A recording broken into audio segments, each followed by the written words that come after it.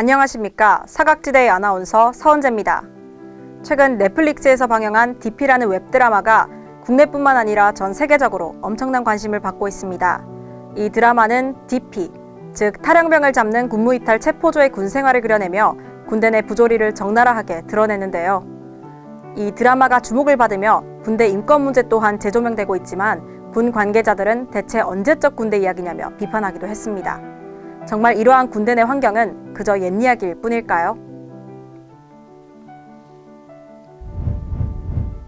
지난 6월 18일 선임병으로부터의 구타, 폭언, 집단 따돌림을 겪은 정모 해군 일병이 휴가 중 자택에서 목숨을 끊은 사건이 있었죠.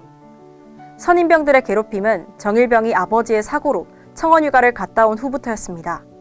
선임병들은 휴가를 갔다 왔다는 사실에 정일병을 곱게 보지 않아 괴롭힘을 시작했고 이는 정일병에게 극심한 육체적 그리고 정신적 고통을 가져다 줬습니다. 이러한 과정 속에서 정일병은 수차례 군에 도움을 요청했지만 군은 이 사건을 덮어버려 방관하였고 결국 정일병은 사망에 이르렀죠. 9월에는 인천 의경부대 내에서 폭언, 성추행, 따돌림이 포함된 군대 내 부조리 문제가 담긴 민원이 접수됐습니다.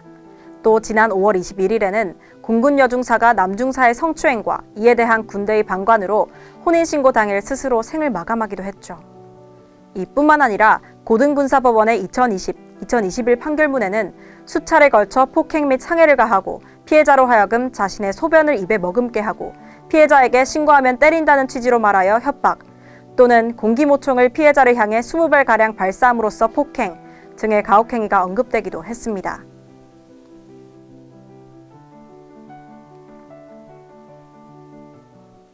놀라운 점은 이러한 사건들이 특수한 사건이 아니라는 것입니다.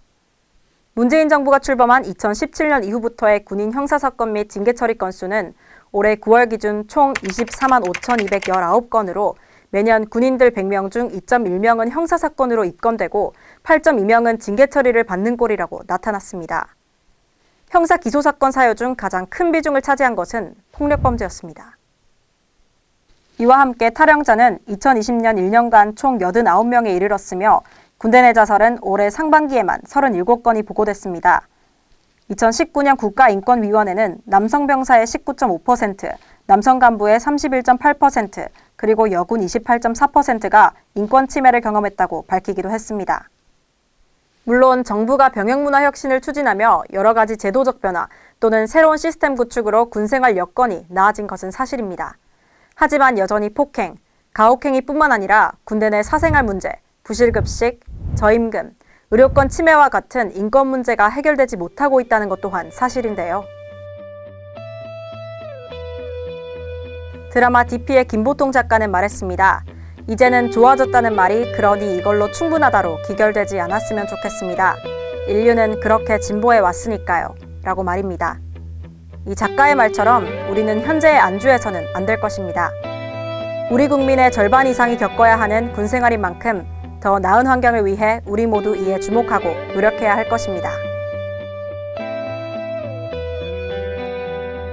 지금까지 우리가 지나친 사각지대를 되돌아보는 시간이었습니다. 시청해주신 여러분 고맙습니다.